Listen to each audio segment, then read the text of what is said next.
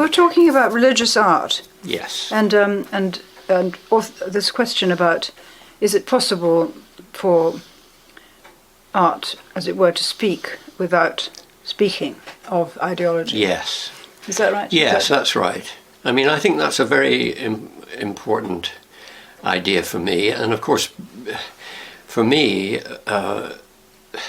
the fact, trying to work out the relationship of visual art to the stories and truths and established beliefs of religion, I mean, always goes along for somebody like me with the idea of trying to think about visual art in relation to the stories of politics. Exactly. Right? I mean, the various instituted and powerful but also dangerous kind of belief systems within which we all operate. Yes. And as you know, I mean, I stake an enormous amount on the belief that depictions enable us to work with those beliefs. We'll never it isn't a parallel universe, and you're magnificent at sort of detecting within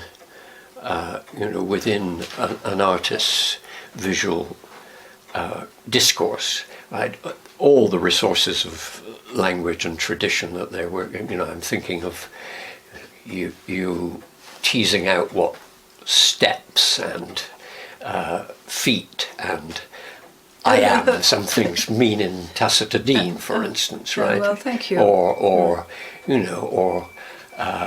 water and decomposition and fountains and gardens in Cristina Iglesias. Yes. I mean, that's what you do in an unparalleled way. So we're always visual art is in, whether or not it's specifically addressing, right, the great stories of the Christian faith or the Jewish faith or the Muslim faith, it's always in dialogue with linguistically coded belief systems. Absolutely. Yes. At sort of two levels there, isn't it, at least? Because there's the way the artist fulfills possibly even a public contract, such as a church painting or a patron's commission for a palace. Yes. So there is a public, a shared public statement of what should be shown, and sometimes the artists fall foul of that and they're dismissed. Yes. So we're going to try to stop it. I'm afraid stop that's... it for a moment or Yeah. pause it. Pause it. I think record. A moment Yes. to finish this biscuit, otherwise I'll be Okay. choking. Now it's recording again. Good. Oh dear. I hope this doesn't go on being so difficult. We'll just struggle through. Yeah, yes. So there's this, as it were, patent design upon the audience. Yes. Which is fulfilling some overt and spoken request. Yes. Or demand. But then there's also a lot of latent things going on. And, when you're looking at Manet, you're interested in that, because this is not the same. This is not a Renaissance commission. Manet or or even Poussin is not quite the same. Yeah. So there are latent things going on, and they're triangulated through many different areas of reception and creation. Yes. And it's in that area, I think, that we can find the freedom to move and it's very important, if you're interested in how art can exist in the world, and you love it as I do, as you do, as we both do, that we believe in that space. We believe that art can, as it were, break free from ideology. And someone like Bach didn't really believe that. Yes, I know. He really believed that, you couldn't get out of the frame of the imposed ideological meanings. And there is some way that I think being alert and alive critically and trying to teach that, try to pass that on, it sounds a bit solemn, but trying to pass that on actually does alert one, does make it possible to open that space, and artists can help do that. Yes, I think that's right. Actually, the Bach example is fascinating, isn't it? I mean, I think that's right. That probably officially or ideologically, he did sort of believe a lot of the time that there was no way out of an ideological frame. But then, isn't it interesting that in the book, which is famously most devoted to the visual, the camera lucida, I mean, yes. there are many interpretations of what he means by the punctum and so on, but he seems to be on the verge of saying, right, that there's something that's coming to you and striking you from the image, which is, well, is it really ideologically prepared and framed? And I think this is, well, certainly for me, I don't think the word punctum sums it all up, but there are dimensions to the visual array, the visual imagining of a scene, which, as the artist sort of becomes engrossed in putting it all together, artists talk about that all the time, that they do lose hold of exactly what they're doing and exactly what this viewpoint and this depth of focus and so on, what's this actually doing to my material? Yes. I mean, the punctum, I think, is a bit sort of limiting, and it sort of sounds too much like it's too much anchored to the idea of a detail.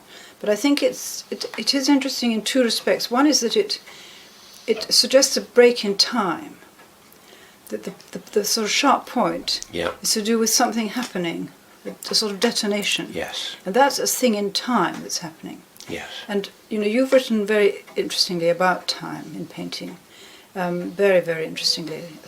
Actually, in the earlier book, looking at the still life of, looking at the site of death. Yes. The site of death in Yes. Poussin. And also, just another on the punctum, it implies and it gestures towards something that Barthes then does write about very beautifully in Discours d'un fragment. Getting one, not titles muddled. Discours d'un fragment d'un discours amoureux. Yes. And that is obviously emotion. That the punctum is you described it just now, that it sort of strikes you and it creates some sort of transformational change in your almost metabolism. So it's kind of it's physical and emotional, and that is very important in terms of this promise that what you could call beauty has to the problems that you will outline in your book about heaven. How do we imagine a better politics here? Yeah. And aesthetic politics too. Yes, I think that's right. I'd love to. Let's choose an object to think about for a moment. Yes. And it came up earlier in our conversation, the great Assumption in the Frari of Titian. And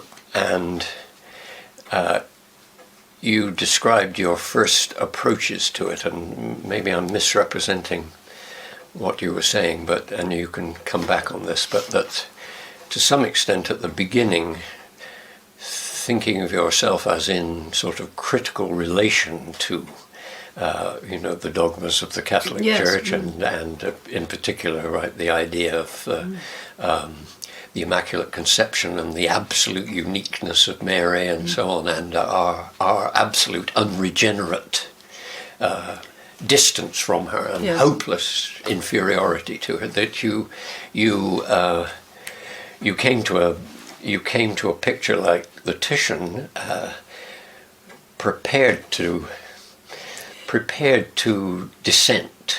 Well, yet. Yeah, exactly. Yes. No, I mean the thing is that if you're a sort of Catholic child, you're surrounded by such images, often in reproduction. I mean, I did actually see the real thing when I was about 19, I suppose. But up to that, I knew the painting because I knew many paintings, many Raphaels, many Lippo Lippi. This was the absolute texture of my visual world, and it was all sort of designed upon me to, I could feel it telling me Yes. moral precepts, which were particularly coded for women. Yes. It was all to do with sort of, why we menstruated and, why we should sleep with our hands on the covers. Yeah. Amazing. Even sort of bathing, it was very, so this idea that we were impure, a word I don't hear much now, actually, which is good. It sort of faded away. Yes, yes. We were impure. And, Yes. and so I felt furious that it had a power to move me at all. Yes. But it was so magnificent and sublime and beautiful. Yes. I felt I was being, manipulated by it. And now I want to know how we rescue that beauty for, what we do want to foster and make possible.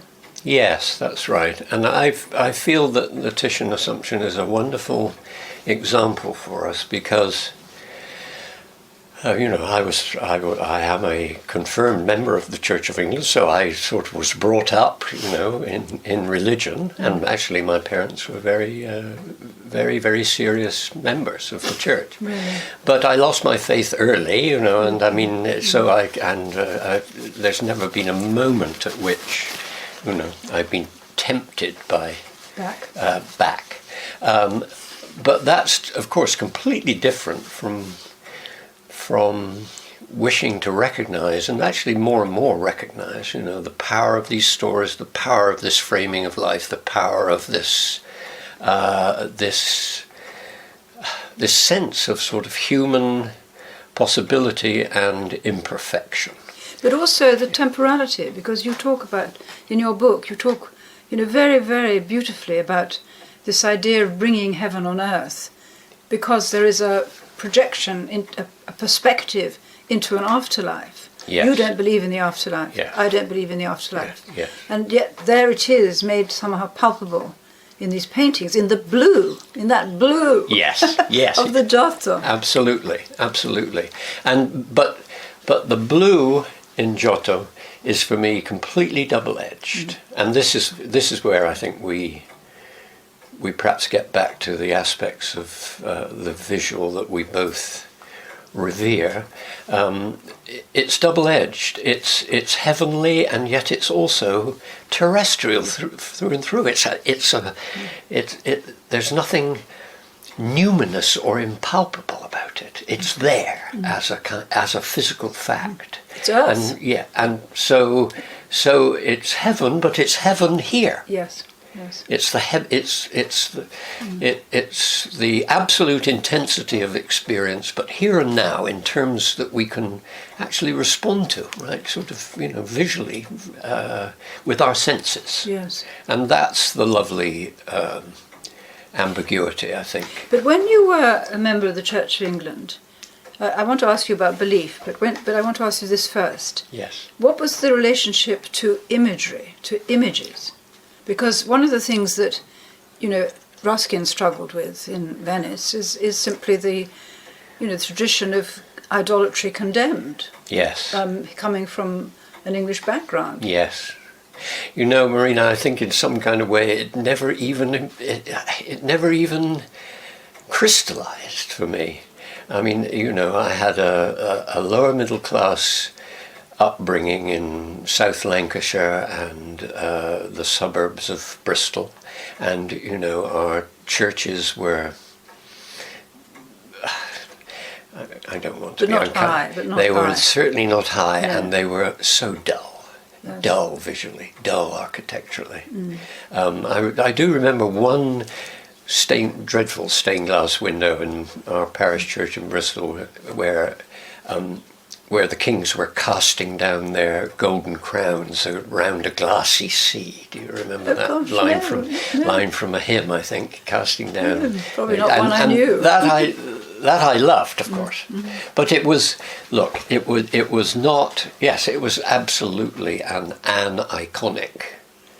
But that religion. in itself that's very interesting, I think, because Anarchism is, I think, coming back very strongly, in spite of, partly because the world of representational images is so polluted by claims on our attention, advertising claims on our attention, Yes. as well as pornography and other things. Yeah. I mean, obviously the artists respond to that too, and there's a lot of artists who are figurative and so forth. I'm not saying it hasn't, but Yeah. there is a kind of interest in non-figuration as Yeah. a sort of place of safety, if you like, from this problem of what the art is saying and what designs it has on you. But Anarchism also has, of course, a lot of ideology. Yeah, a lot of ideology. Yes. And a lot of the worst kind, of course. Yes. I mean, it's very interesting that you said a little while ago that isn't it nice that the word impurity you don't hear very much any longer. But of course, one of the things I go on wanting to work with in our inheritance of the religious attitude is the idea of imperfection.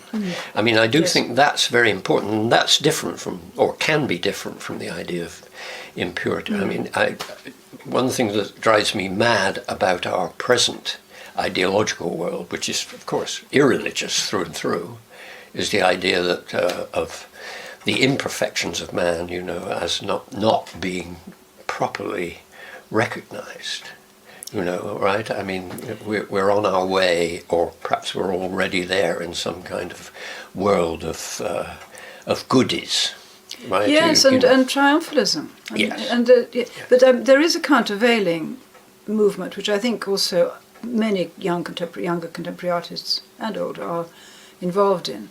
A lot of feminist artists are, and that is abolishing the hierarchical distinctions between living creatures and possibly even inorganic creatures. Yeah.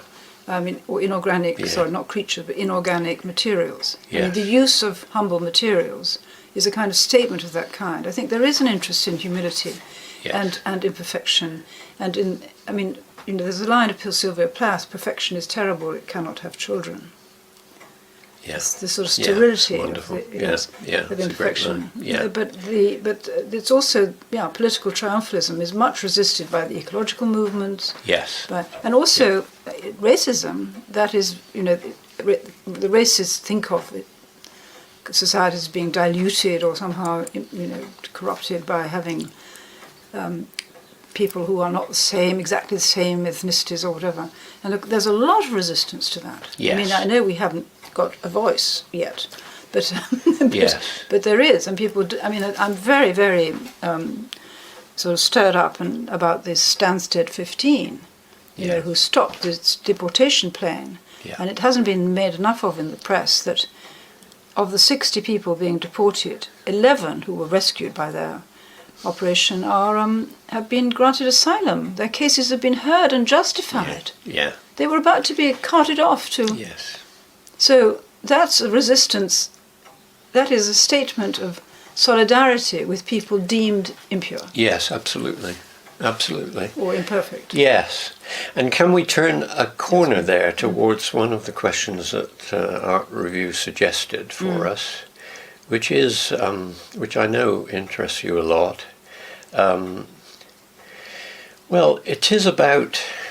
So supposing we agree that we're in a situation in which somehow or other so many of the kind of established truths of our society have to be resisted and argued back against.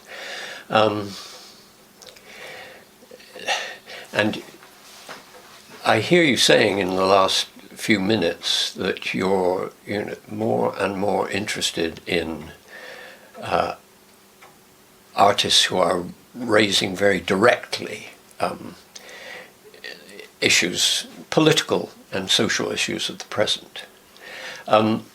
That's in a very interesting kind of tension in your work, because you're also deeply fascinated with artists like Tacita Dean or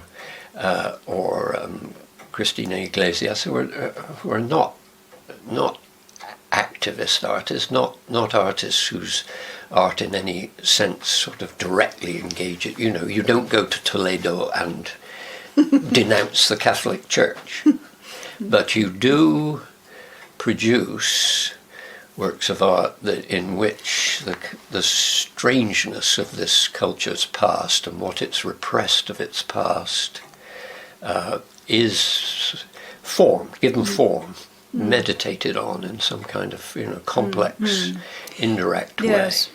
Well, you're very interested in how the figures are set to the side or behind a column. Yeah. Or so that there are sort of, as it were, witnesses present who are implied, and we might be part of them. Yeah. Rather than the major figures. I can't remember which exact paintings That they was are. that's the Poussin Sacrament of Marriage, with this extraordinary woman at the side, where we don't really, we don't even completely know what gender she is, but she everything speaks to her being a woman, but we don't see her completely. We don't see her face. We don't see any part of her body. We see folds and a column intersecting her. Yes. And the absolute figure of an elusive, implied outsider. If we're the spectator in front of the picture, then she's spectating on the scene from the side of the picture. And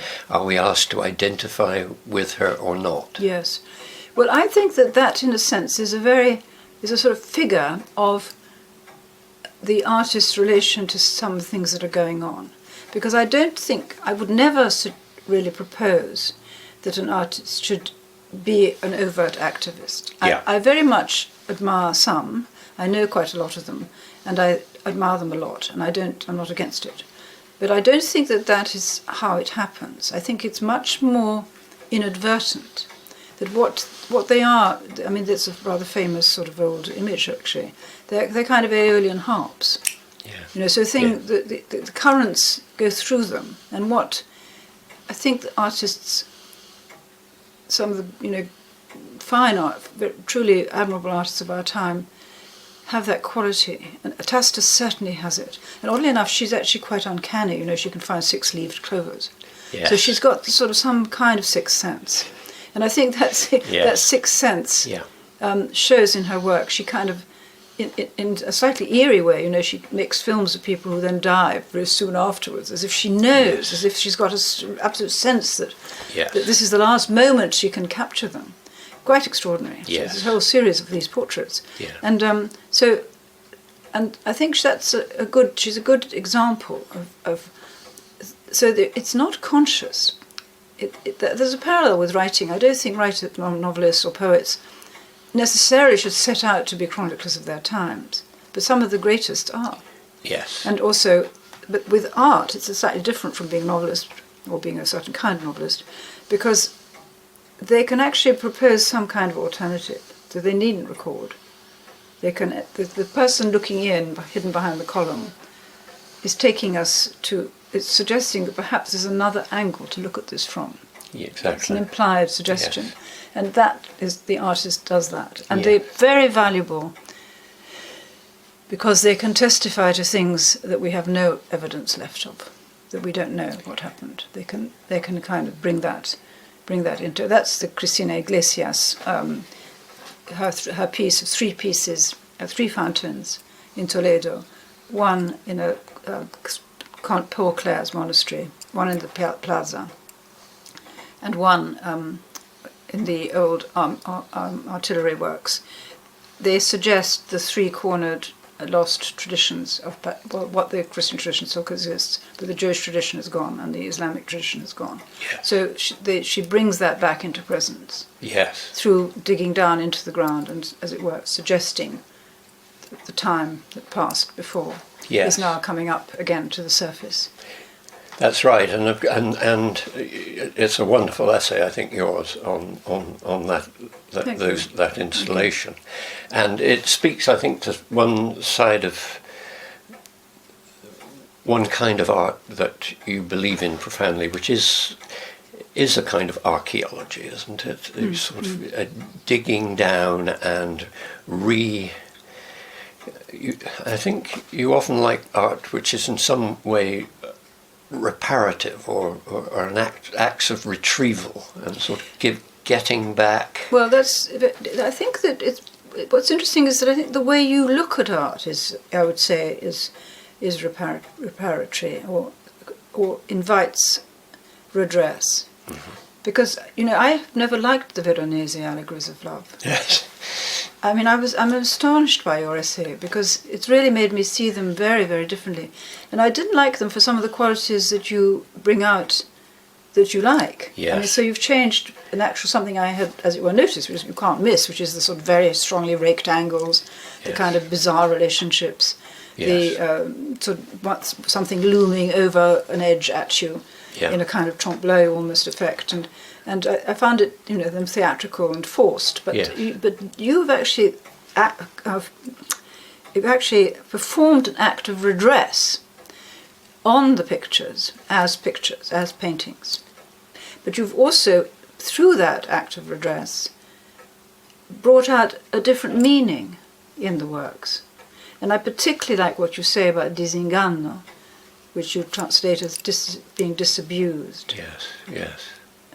Which is in a sense an act of that one's actually trying to do, to disabuse of assumptions and conventions and prejudice. Yes, that's right. Yes, and that fascinates me that it was certain qualities in the pictures that you found overbearing or overwhelming or somehow or other too much, that when I spoke for them or spoke to them, you all right, I think I might see the point of them. That, I think, very much, that brings us back to, the strange way in which pictures are open to to contrary readings. I mean, we can go on, perhaps if we went and stood in the middle of them again in the National Gallery, we could start arguing about, is it too close? Are these figures still in the end too perfect? Is it still something too grand and coercive to these? So I don't think we'll ever reach a kind of consensus, and that's what's lovely. That all brings you back, I think, to the Titian assumption, where, for me, what saves it is here we are on the ground, and we look up from a certain angle, and it's all about viewpoint and who we identify with in the scene, and whether the men on the ground with their, reaching in wonder towards the ascending Virgin, well, are they just figures of, sort of hopeless earthly insufficiency, or are they just so wonderful, especially when we see them from below in this way, that, we identify with them and give them a kind of pathos and power. But it's also something that, I think it's also that to be taken into the reality, because they're so palpable. It's so, it looks as if it's happened. Yes. One has to remind oneself of that. Yes. They're so convincing, these paintings. They've so much created their worlds that you have to remind yourself that this is invented. Yes. This is, the actual substrate is a fantasy. Of course, she didn't, Yes. But also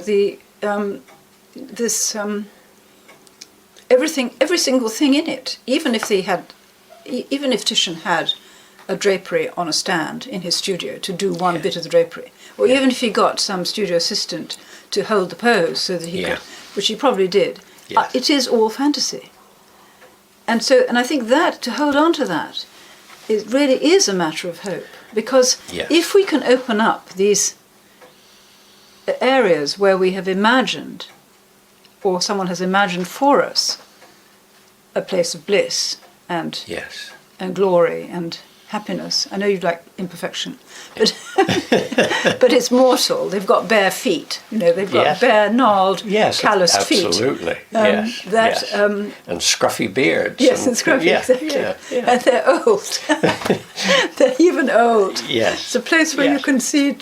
I have a friend who's a photographer, Hannah Starkey. She's quite a successful art photographer. And she specialises in old women. They're only middle-aged women, some of them, but they're old because photography does not look at old people. Yes. And she's really made a new space for older women to be present. Yes, that's wonderful. And they're not, and that she doesn't do them as sort of beautiful portraits. That she tries to capture their that what a portraitist tries to do, which is their sort of way of inhabiting their world. Yes. Very successfully. And so, to bring back to the Titian, one of the few places where you actually see old people, of course, is in paintings. Yes. Otherwise, they've been erased. Yes, that's right. I, working on this recent book, Heaven on Earth, I sort of, I think towards the end, I began to realise that in the back of my mind were sort of two aphorisms, really. One of them's in the book, which is the wonderful proverb of hell of Blake. Eternity is in love with the productions of time. And that, that is... But then I think there's a countervailing one to that. Well, I love the Traherne, but that's a bit too long to quote. But how about... there's a wonderful moment in Rambo where he says, "La vraie vie est ailleurs," right? Real life is elsewhere. Yes. And it's the tension between those two things that, look, we've got to go on thinking life differently. There must be a real life, which we still haven't got to. Yes. Or we've lost, or anyway. I mean, that's just an indelible human aspiration, suspicion, regret. Well, not having that is depression. Yes. Yeah. Yes. I mean, yes. But to pitch against that the idea, well, look, eternity or real life or heaven, it's always going to be a form of... It's always going to be in love with the productions of time. It's always going to be a reforming of the world we have. That's I'm going to be naive here and sort of really say it, that's what I love most, or put my trust in about visual art, is that it continually recalls us to the this-there-ness and the substance of the world, in a way which language...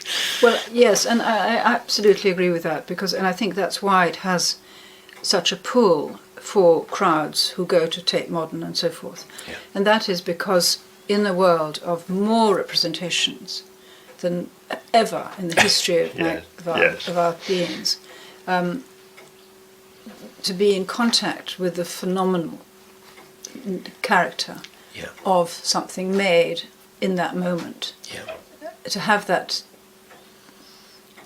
relation seems to be very important to people, and it explains, I think, a little bit the rise in popularity of performance art happening in one moment. It will only happen that moment. It'll never happen again that way. Yes. I mean, the Marina Abramovich was somebody I don't actually admire very much, but in terms of, because I think her work has got so much harshness and brutality in it.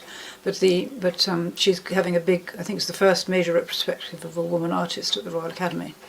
And but the artist is present, in which she just sat in a chair for hours and hours and hours in the Museum of Modern Art. Well, I happened to be there and I saw a bit of it.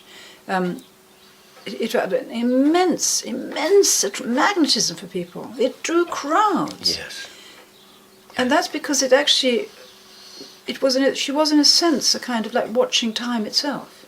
Yeah. She was present as a sort of piece of time. I mean, I didn't like it because I think the ordeal side of it is a sort of imposition, and it makes us all sadists, and I don't want to be made into a sadist. Yes. So that's so I resisted it. But I think that the idea of the relation to temporality is something that people really do get from art and want it from art. Yes. And they want them. I mean, I think it's a shame that we can't touch works of art. I understand that we can't. I'm not saying we should, but that it would, if people could touch Brancusi's. Yeah.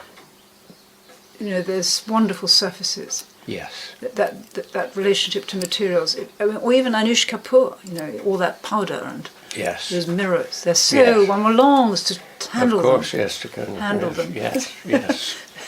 Yeah. And I think that materiality of the world. That's what you brought out in paying attention to this lovely sort of puff of air, behind the angel, and the Giotto. Yes, yes.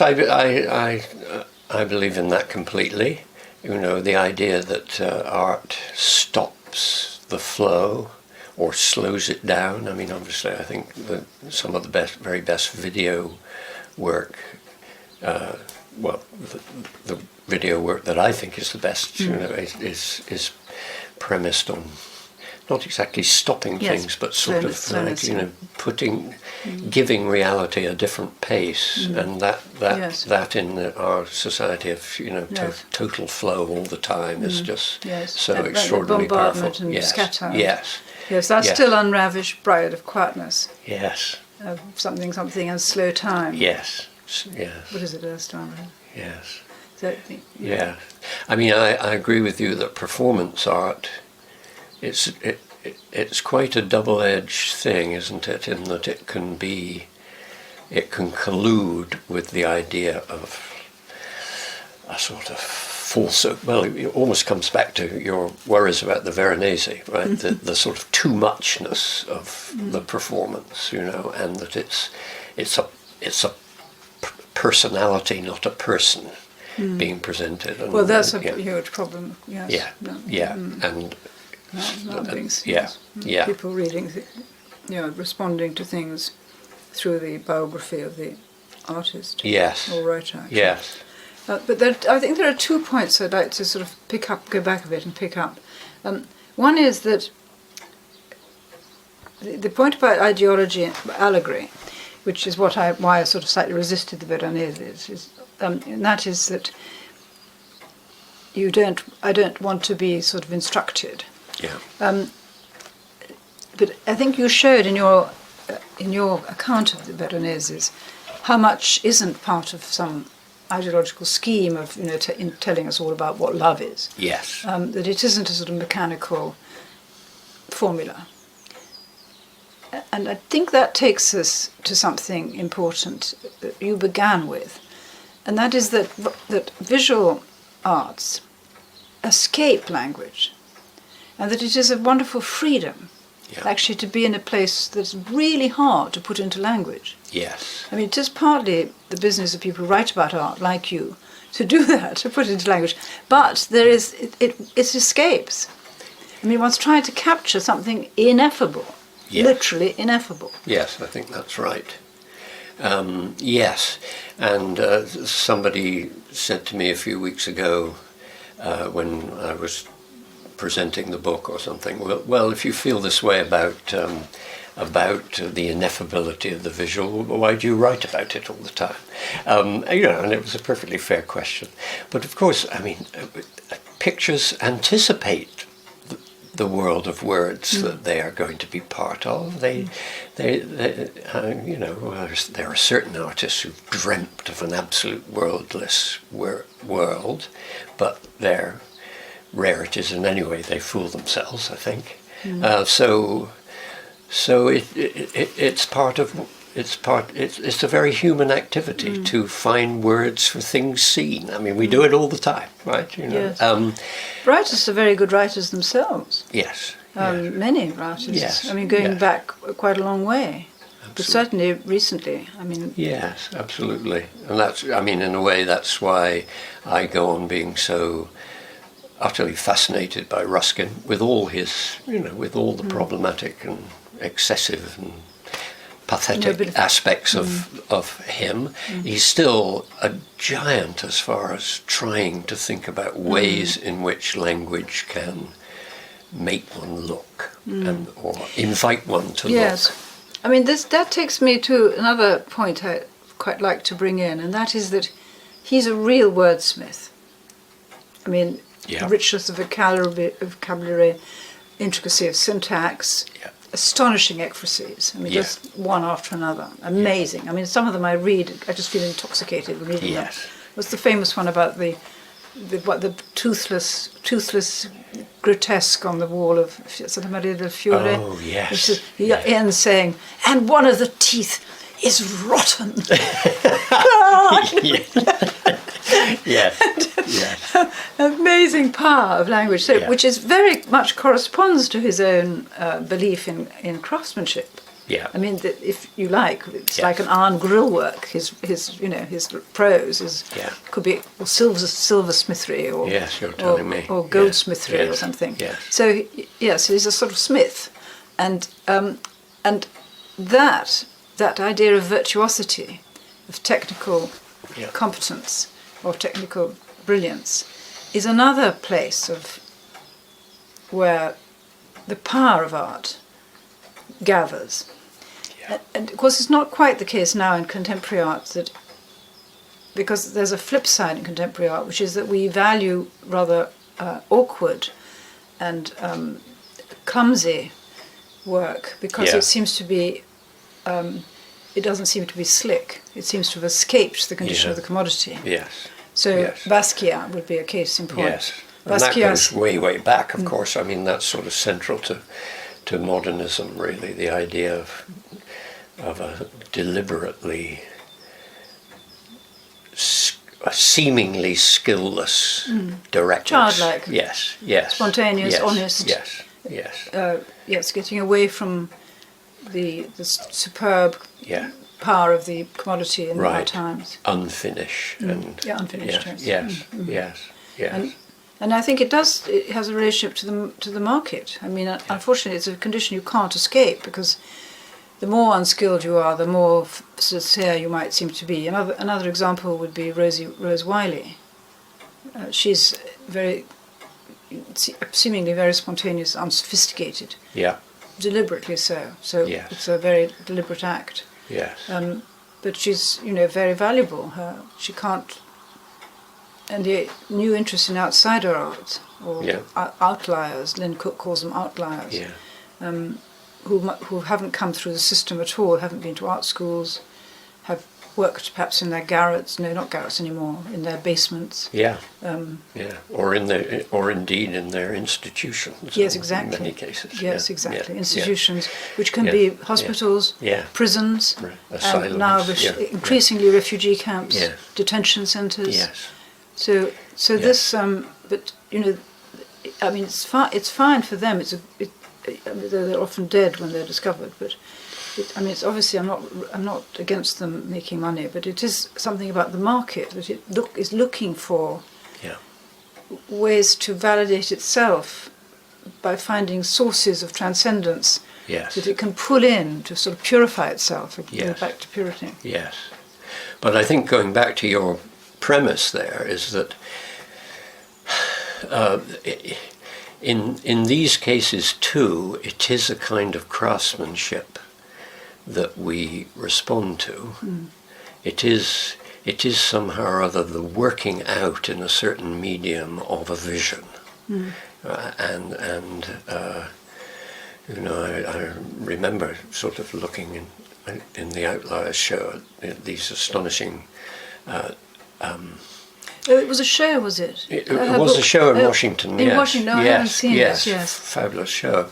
But you'll know this man's work, and I'm blanking out his name. But anyway, a kind of profoundly not Darger, but the young man who was deaf mute and who did his work in these schools for the deaf mutes, but with using his own spittle and I have seen it. Yes, but of course he's using the most rudimentary. Yes, that's right. Rudimentary materials, but as you tune in to what he's doing, you realise it's an idiom. It's a set of materials. He knows it intimately well. He's pushing it towards a certain vision of what the world's like. It's not like any vision anybody else one knows, right, in its vision. But it has an intensity and a will to form, I suppose, right? Which is yes. kind of quite ruthless, actually, in its... And because they're often reclusive or not seen because of their institutional circumstances, such artists don't have a conscious intention to communicate something to the outer world. And because they don't actually wish to act upon us, or don't seem to be wishing to act upon us, they therefore have an effect that we consent to. Yeah. We wish to consent to. Yes. Because we feel that their intricacy, their craftsmanship, is imbued with this power, true power, of artistry for itself alone. I mean, in a way, that kind of guarantee. To put this in a theoretical context, I'm very persuaded by Alfred Gell. Yeah. His theory of art and agency, which he really took. It's a religious theory, really, because it's this power of the icon. Yeah. But because he did his fieldwork in New Zealand and Papua New Guinea, his examples are sort of Maori war canoes, and he made this almost aphoristic definition that, the art and technology, the technology and enchantment, in which they are in relation to one another. The greater the degree of virtuosic technology, the more packed with enchanting power the artifact has. So the Maori war canoe has a prow of immense dimensions, with masses of intricate kind of scrolling and impossible to reproduce, impossible to commit to memory, impossible to photograph in your mind and bring it up in your memory, too complicated. Yeah. And that makes it unique in itself and amazingly intricate. Yeah. Therefore, in the Maori sort of world view system, this repels enemies and also frightens them. Yeah. And he compares this, he says we should think of the objects of anthropological interest in the same way as we should think of art in the West. In the same way as we think of anthropological objects, we should subject them to the same critical approaches. Yes. And that therefore, sacred art is in a sense trying to do the same thing. An icon is attempting to mobilize the same kinds of invisible powers to act upon believers and adversaries. Yes. I think it's very powerful. What would I say in my way of sort of dissent from it? It's a bit mechanical, I suppose, in some ways. I guess it doesn't, for me, it doesn't sort of cover all the cases, and it doesn't in particular sort of speak to this strange moment we're in when we are not quite clear whether art has agency or not. This might even be a kind of a way in which you and I may differ here. I was thinking before, when I was reading you and preparing for this, that you look much more intensely at contemporary art than I do. I look at contemporary art sort of, in a rather random way, and sort of I do too. Always prepared to be massively disappointed, to be honest. And that has something to do with my particular life history, but it also has something to do, I think, with the nature of the present. And here, let me try this out on you. That it's an interesting title, isn't it? Forms of Enchantment, and I think you do, and I'm not. I think this is a powerful idea that some of the artists, the contemporary artists that you obviously admire the most and you write about most powerfully, are in some sense trying to re-enchant the world, or at least to retrieve those aspects of the world that once gave the world fluidity, depth, strangeness, They're trying to sort of get back into a kind of a world of myths and stories and magic, right? Yes. Well, I mean, I went to a very strange and moving piece the other day of my friend Rachel Niebuhr, who's a ceramicist. I haven't written about her actually. She's the ceramicist here. Oh yeah. Always works in white porcelain. Right. The kind of reformulations of Baroque imagery. Yes. Disturbing, collapsed, very passionate. Yes. Well, she had a show in Rochdale. It's just closed, and on the last day, they performed a dance with a group of women from battered homes and refugees and women who've suffered all the ills of our time. Actually, because Rochdale's a very depressed northern city and has had many, social problems of grooming and domestic abuse. And so this was a group of women, and they danced in relation to her, at first sight, extremely sophisticated and, rather, as it were, resistant, you'd think, to. I mean, they're certainly not social realism. You have no. Right. And they were costumed in white, so there was a slight sort of feeling of Vestal Virgins. Yes. All different shapes and sizes. Nothing classical about them at all, except for the white. The white reference to the corps de ballet.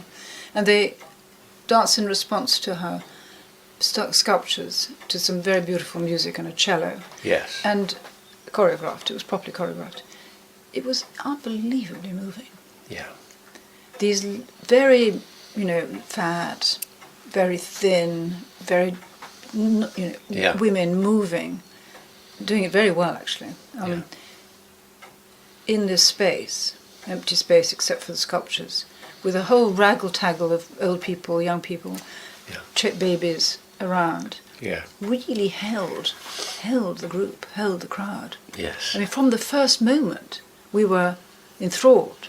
So it was a very good, and it was hard not to cry. Yeah.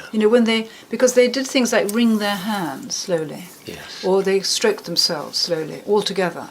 Yes. Very influenced by Pina Bausch. So those sorts of things. Yes. Or they'd suddenly all look at us like that. And it was, it was moving and powerful. Yeah. And it was a real example of contemporary art as secular ritual. Yep. Nothing was being evoked. Yeah. No gods, no supernatural. Yeah. It was these women in their solid flesh. Yes. Expressing a kind of sympathy with one another and a sensuality in relation to these sculptures, affirming their own corporeality and its possibilities. Yeah. And it was really, really good. And I thought, the whole process had been very, for them, rewarding. They'd enjoyed meeting each other, making presentations, doing this together, being choreographed. And they're going to continue dancing together. Yes. And I don't think art should be socially useful. I don't think it has to be at all. And I don't think it should be therapy, but it can be therapy. I don't think it should set out to be therapy. Yeah. But in this case, it kind of was. Yes. And, it was just a little thing. It was not a major... Yeah. So, and you could say that had created a moment of re-enchantment. Yes, I think that's right.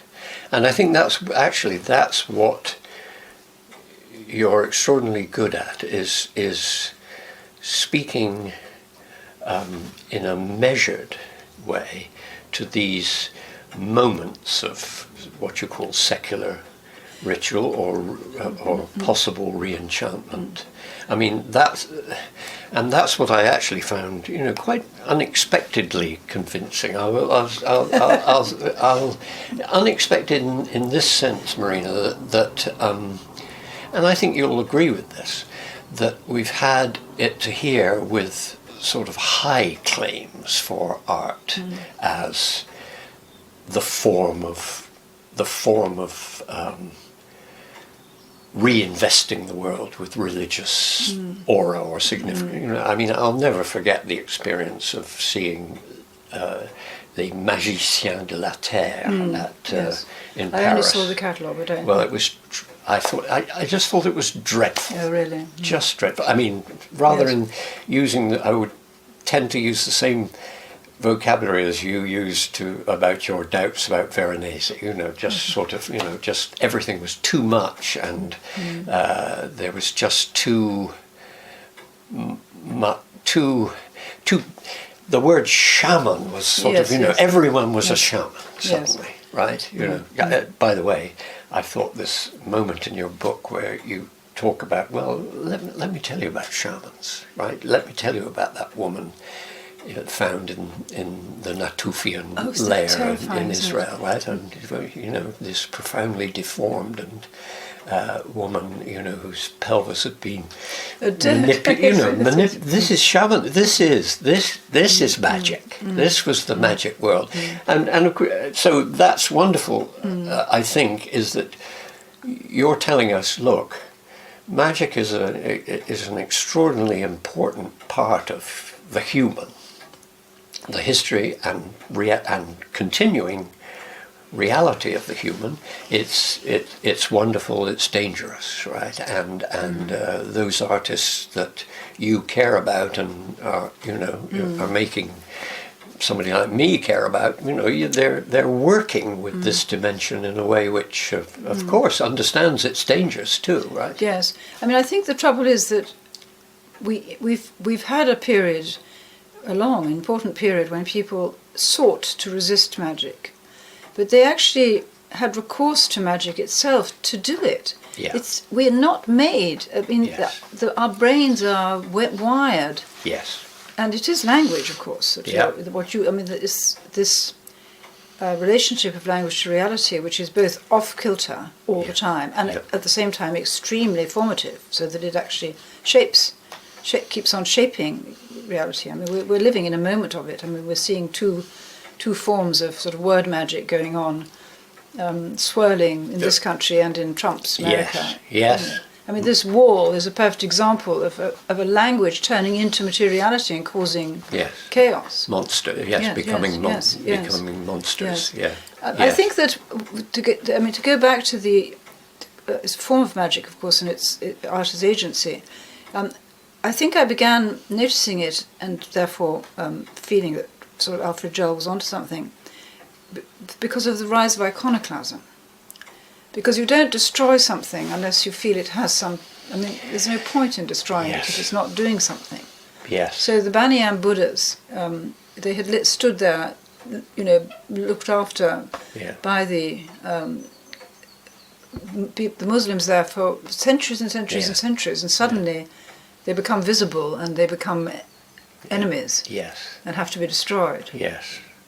That's madness. And so why in our time? Yeah. And then there's a lot of artists who actually practice iconoclasm themselves. Yeah. The one that I illustrate is Douglas. What's he called? Sorry.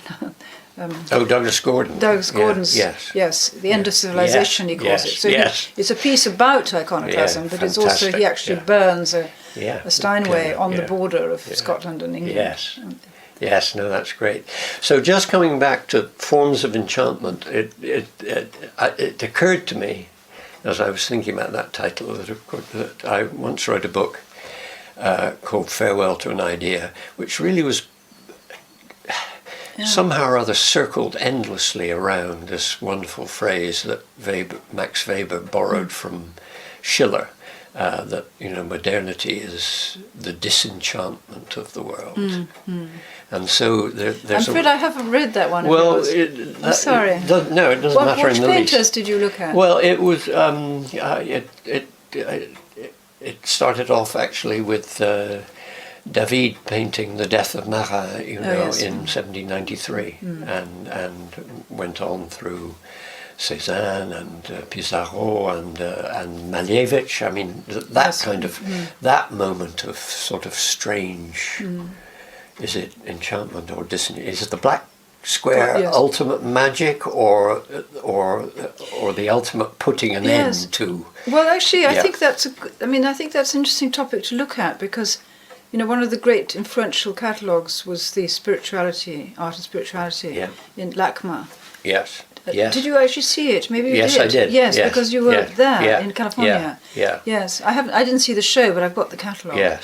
And I mean that stressed the numinous qualities of abstraction as a movement, didn't it? It did, and yet there'd just be. Probably I'm on the other side here, Yes. although, of course, I know that will never. That's an unresolvable question of interpretation. I mean, it's obviously the case that that abstract art in the 20th century, particularly the earlier part, was deeply involved with theosophy and all kinds of spiritual. But of course, as Lawrence says, never trust the teller, trust the tale. Whether in the end, and when Malevich in 1915 puts his black square up in the corner of the room in the place of the icon, well, what's he doing? Saying that the black square is a substitute or a further continuation of the numinous, or is it the annihilation of the numinous, yes, right? Yes. And that's, I think, is unresolvable. I think he knew it was unresolvable. Yes, and possibly that suspension, that contrariness, that internal contradiction, is important. I mean, it's not because it's sort of limited rationality that wishes it to be one or the other. Yes. But unless Malevich is there in the room telling you his intention, which even if he told you his intention, it might have a different. Absolutely. Your response to it might be different. Absolutely. Yes, and it comes right back to this idea of the relation between the word and the image. And I'm very fond of this wonderful remark that Poussin puts. Very intellectual artist, as you know, immensely well read and all the rest of it. But at the end of one letter to his highly brilliant and literate patron, he says, "Well, I've said enough. It's time for me to go back to devoting myself to choses plus apparentes que les paroles, things more apparent than words." And I think that, in a way, that's Malevich's motto. The black square is something more apparent than words, and words will try always to touch it, to contain it, to give it meaning, but it won't. Is it? Yes. It's never going to quite be captured. But it's there's something very demanding in a pleasurable way to be in a wordless space. Wonderful. Yes. I mean, when you're I've been to the Houston Chapel, the Roscoe Chapel. Me too. Yes. And it's remarkable. It's fabulous. Yes, of course. Yes, it's fabulous. But it's hard to speak about. Yes. And of course, we sort of know that it isn't referring outside itself. Yes. It's not saying, this is the scheme of salvation you will encounter if you look at my beautiful colours. Yes, that's right. It's not saying, and of course for me, because I dislike the whole doctrine of sacrifice, it's sort of wonderful that it has no shape of that kind. There's no sacrificial shape to the colours and their relationships. Yes. And I think that's another dimension to abstract art that I find very valuable, that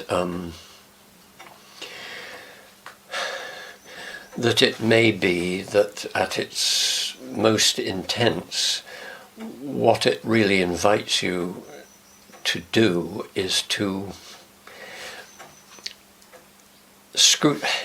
be in your own experience. Right? Just to, for once in life, not to be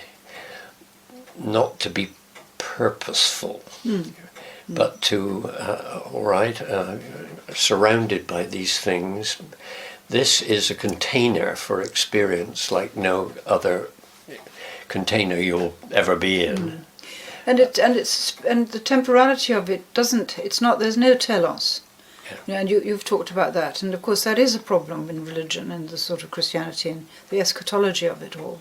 And you want to bring us back to the earthbound materiality of these paintings. So. Yes. Yes, I mean. Yes. And that actually, to go back to a possible kind of distinct, difference between us about in what we respond to in the art of our own time. As I say, my response is patchy, and that's a that's a kind word, really. And I often get criticised by my dear friends, in America. People like Hal Foster and Benjamin Buchloh and Roslyn Krauss and these people who've made their lives out of a deep engagement with the art of their own time. And they say, "Oh, why on earth?"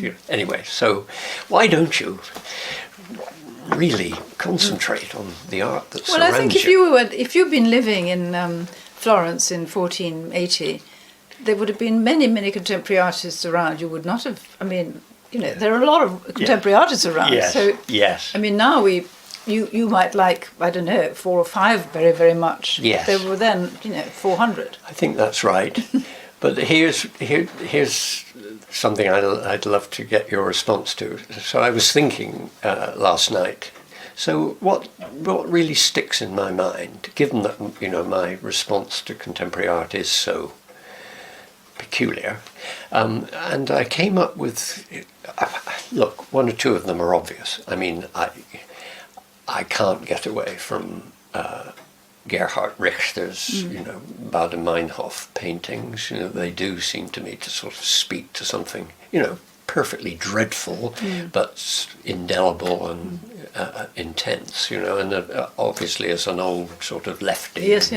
68 hours and something, so that they're important to me. But another couple of, these are probably not artists, you may or may not have encountered them.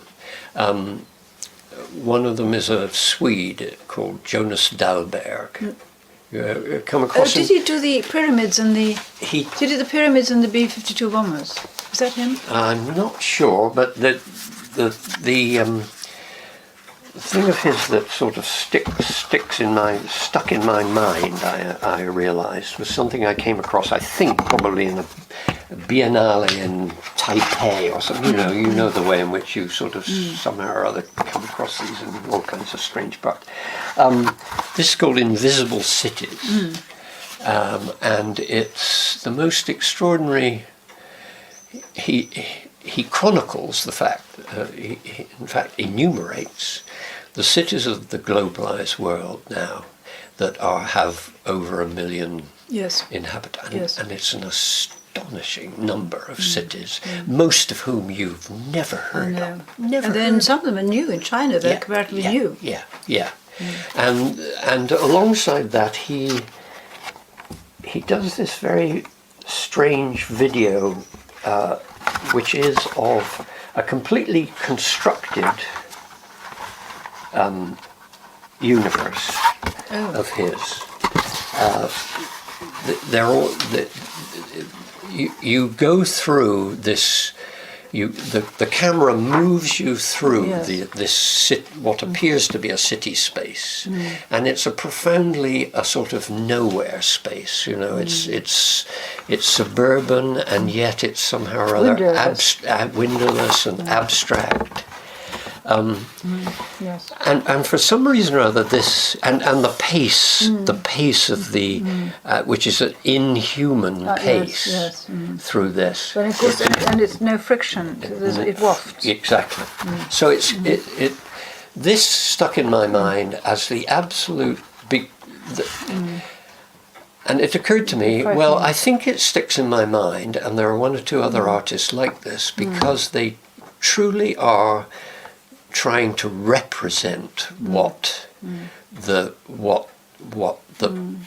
space and pace of our world is becoming, and it's very bleak, and in some sense it's a kind of new realism, but a sort of realism it's of the close to science fiction, if you like. It's a sort of speculative realism. Yes. I mean, science fiction writers seek to reveal the present through their imagined fantastic projections. Yes. And that strikes me. Yes. And I think there's a woman artist, I think she's called Margarita Rothenberg, but I might have to look it up. Yeah. Does it ring a bell?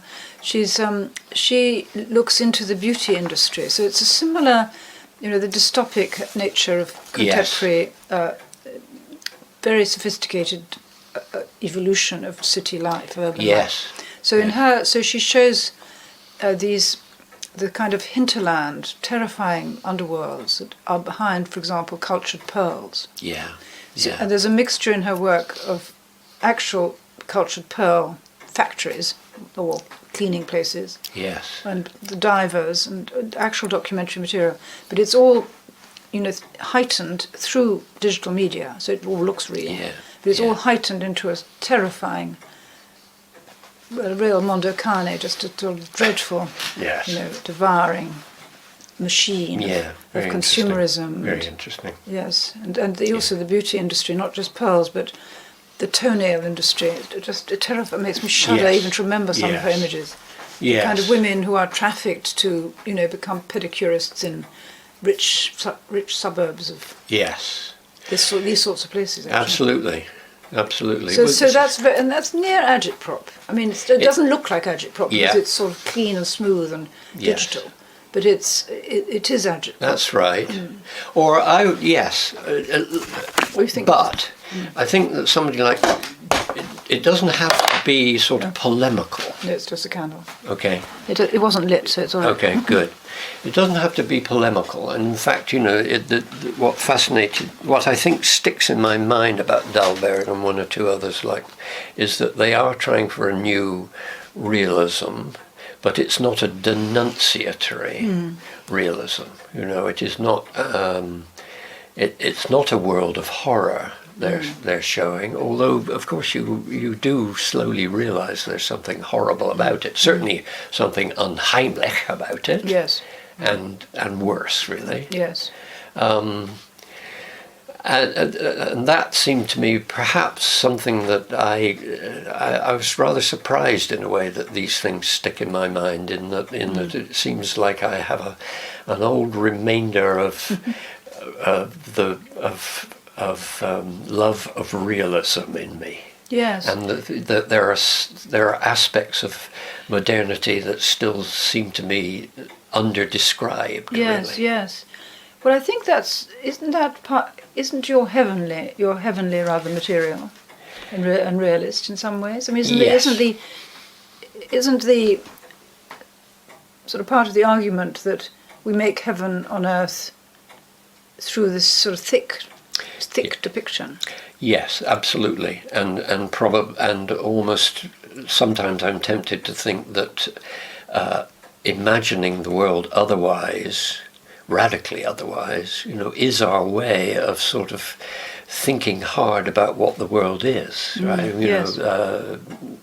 At the heart of the book, as you may recall, is this wonderful picture by Bruegel called "The Land of Cocaine," which is a peasant myth of the afterlife. Well, and the peasant afterlife is, we don't have to work, and we're all full of food, and food just falls into our mouths. The pigs run about with knives in them, knives and forks in them. So, I mean, you could not have a more direct idea of, I'll show you heaven. Yes. It's, I think I say at one point, it's not the world upside down, it's the world the same way up, but only more so.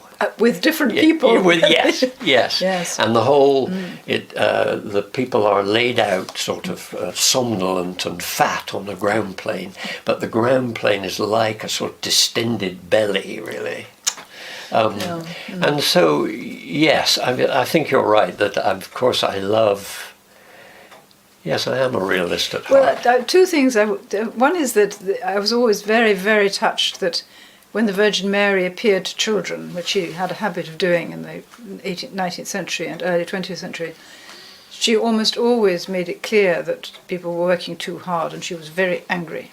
And this was made clear because she would say to sort of people like Bernadette or to the children at Fatima, she'd say, "You are not keeping my holy days." Wow. So they would come back and they'd say to the curé, The Virgin Mary says we should have a day off.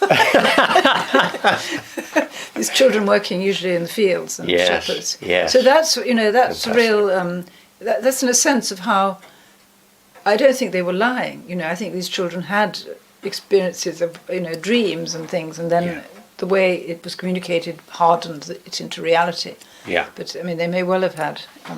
So I don't think they were just acting consciously to deceive. Yeah. But the transcendental was thoroughly mundane. Basically. Yes.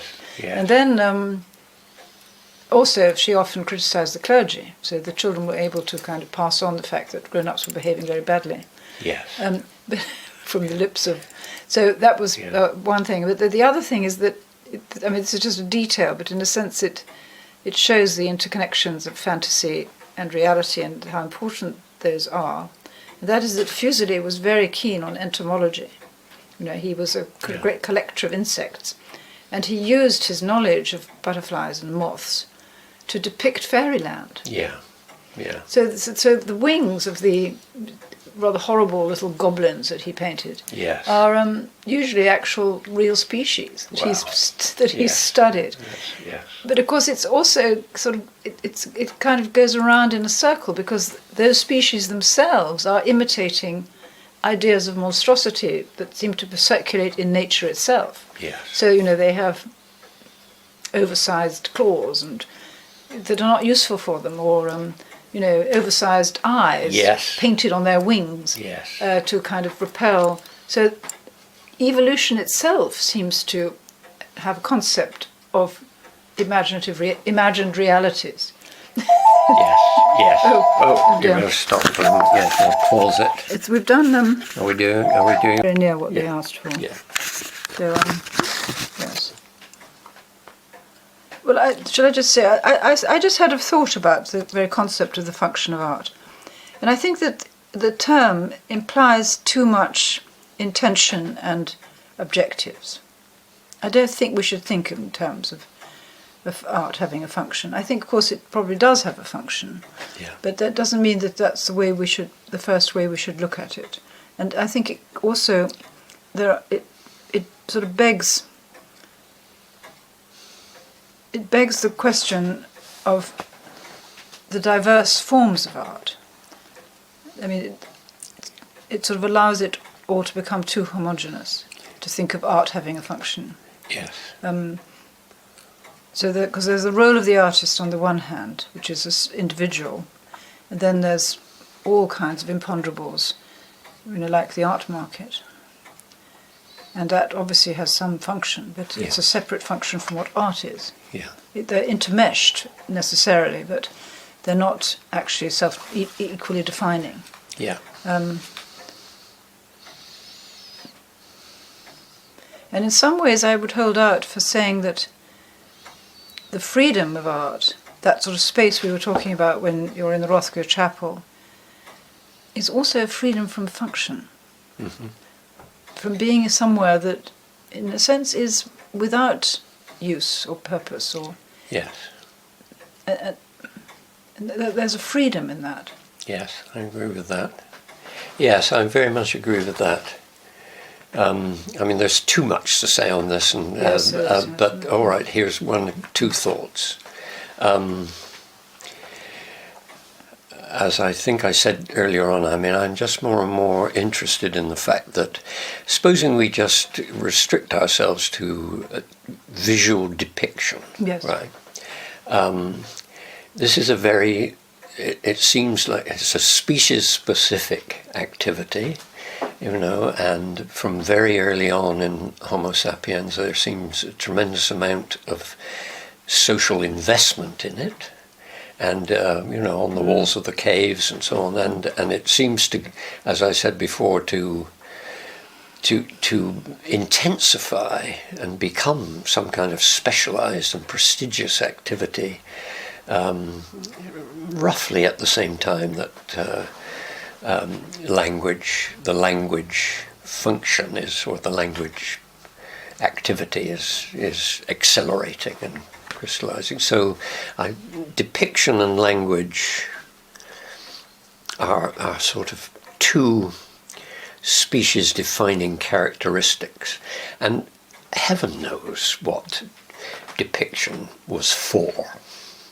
And I resist the idea that it was all about, fertility or hunting success, or right. I mean, it obviously had something to do with the world of animals, because they were the first subject, and of course it was bound up with hunter-gatherer culture, but we'll never know exactly how, and the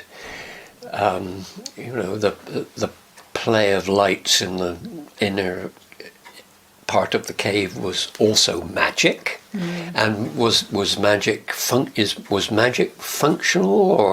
or did it offer some other space to be human in? So these are kind of just such deep, intransigent questions, really, about the nature of the human. So I very much agree with you that to put the stress on function is wrong. And here's my other thought about this. As I said to you, I've been thinking an awful lot about Ruskin again lately, and there's a wonderful and poignant moment in this great final volume of Modern Painters. Which I think is his best book, and it's an extraordinary book, Volume 5. And towards the end he says, and I know that people are now asking me finally to say what I think the effect of art is. And I find myself less and less able to be sure, and indeed whether art has the kind of effects I should approve of. And he says, and that's because I'm more and more aware that art and luxury go together in human history. Yes. And he says, wonderfully, and that doesn't, I don't think that puts art under an ominous question mark, but it does put it under, it puts it in question. And I would have to go, this is so Victorian and so lovely, I would have to have such a deep investigation into the passages of history in which luxury and art did exist together, and think so hard about both and how they interact, and do we approve of luxury after all? Is luxury a bad thing? I don't think luxury is and yes, so he's absolutely twisted in this, and I think there's a pathos to this, but it's wonderful too. He's admitting an absolutely intractable problem, right? About whether art. Luxury, the word itself is the same word as lust in Latin. Yes. Luxuriam. Yes. So it's for the lust of the eyes. Isn't that something he? That's right. That's right. But of course, in Seven Lamps of Architecture, he sort of struggles valiantly in the first chapter, which is the Lamp of Sacrifice, to prove from the Bible that ornament and decoration and preciousness and wonderful materials are okay. Yes. Heaven is built of precious jewels. Yes. But of course he knows that's rather early in his career, and as his misery at the nature of the 19th century deepens, he knows that luxury is, you remember his disciple William Morris in the end, saying about himself, right? What have I done except cater to the swinish luxury of the rich? Yes.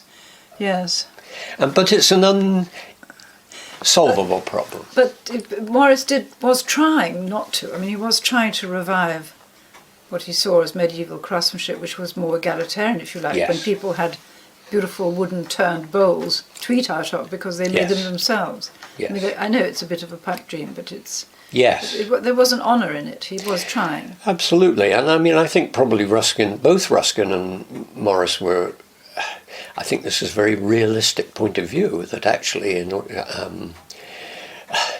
the Middle Ages that they revered gave space to the craftsman and the workman and the humble artisan, but of course it also gave space to the fantastic goldsmith and the extremes of. But also these very strange developments, like Louis XI paid some fantastic sum of money for the sacred thorn. Yes. And then enshrined it in La Sainte-Chapelle. But it's, yes. I mean, it was, it would have fed just simply, just crowds and crowds of starving workers on the farms yes. and things, yes. on his royal farms. Yes. And that's just fantasy. The spine from the crown of thorns. Absolutely. I mean, we are a mad species. Yes, we're a mad species. Yes. I'd just like to turn it around, just because we're talking about artists who are skilled and brilliant and how that becomes, people desire it so much, this skill, it then becomes very valuable and a luxury. But there is, of course, the other angle, which is the way children draw. They don't. It's an activity. You were talking about how it's there in the beginning of our species. And it goes on all the way through. It's driven out of children because people are asking them to be skilled. Yeah. But actually children simply enjoy it. Yes. And I believe, along with some, kind of people like Maria Montessori or some of the Friedrich Froebel, that we should, the species is a making species, and we should continue doing that. The schools should be full of people, just relating to the world, engaging with the world through their hands and for depiction, because it's a way, it's a knowledge. It doesn't have to be good. You look at a dandelion and draw it, you know the dandelion. You don't have to be Dürer. Yes, absolutely. You learn to look at the dandelion. Yeah. And that deepens your whole sense of being in the world. I mean, we try to take that out of, automation tried to take that out of people's lives. Yes. Yes.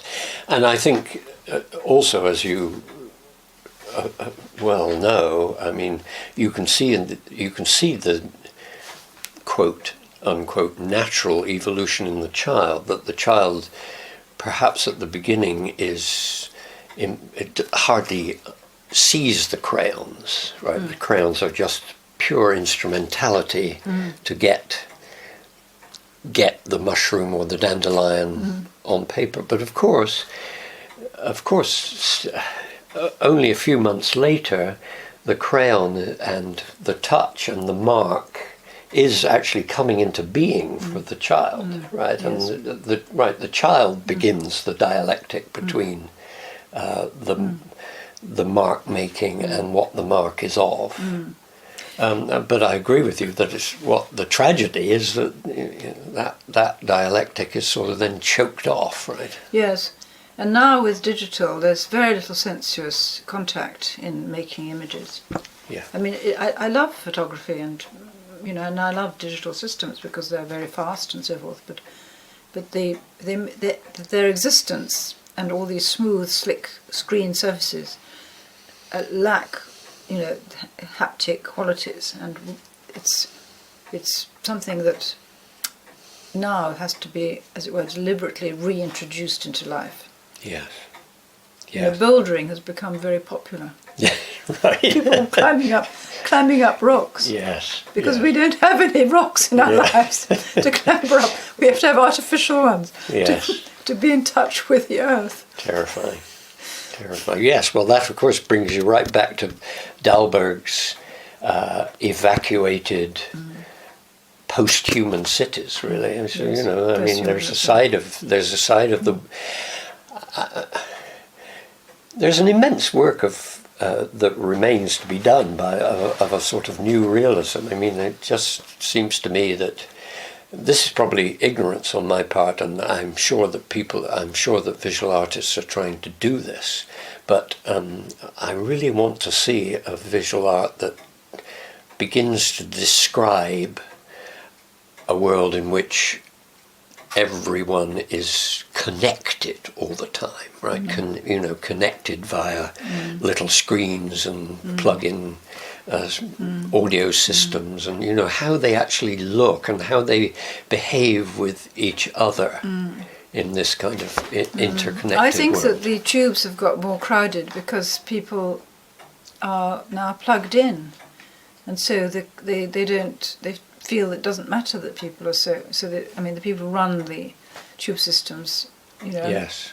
pack them in, Yes. because we're sort of separated from one another by our earphones. Yes. And I mean, that does seem to me, you remember that wonderful moment which Georg Simmel talks about, the moment of the blasé look, which arrives, in the modern metropolis, where people no longer say hello. and people learn how to not look at each other. Yes. I don't know that passage, actually. It's a fabulous thing, and of course it helps in a horrifying way about Manet, of course, right? And certain right that the blasé look, the permanently disguised look, which he thinks is new, in the history of humanity. Yes. And I just wonder, this is me being absolutely naive, but could we have a new Manet that sort of chronicles the way in which people move in streets? Now they're not really in the street. They're I know. And now they do their makeup. Yeah. And brush their teeth and Yes. in the tube. Yes.